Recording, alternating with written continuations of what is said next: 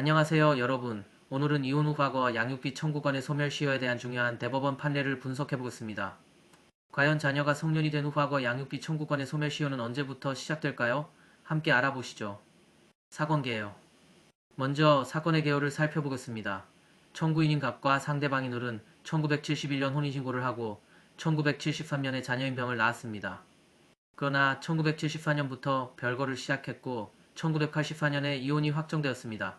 갑은 이혼 후 약 32년이 지난 2016년에 을에게 1974년부터 자녀가 성년이 된 1993년까지 양육비를 청구했습니다.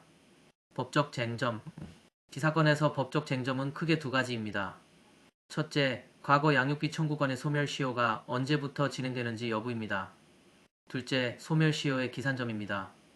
대법원 판결 요지.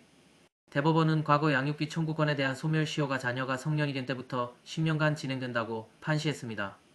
이 판결은 좀 전의 대법원 판례와는 달리 과거 양육비 청구권의 소멸시효를 명확히 한 것입니다.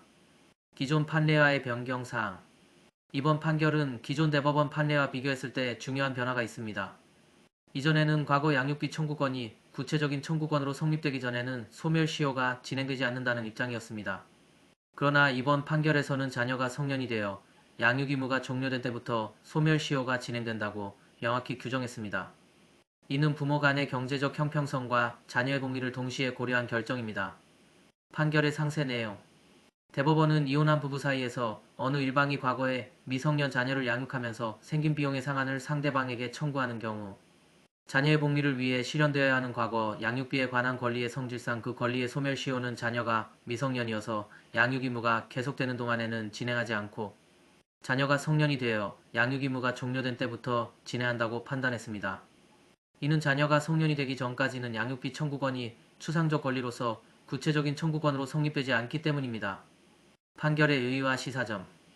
이번 대법원 판결은 과거 양육비 청구권의 소멸시효에 대한 명확한 기준을 제시하였다는 점에서 중요한 의미가 있습니다.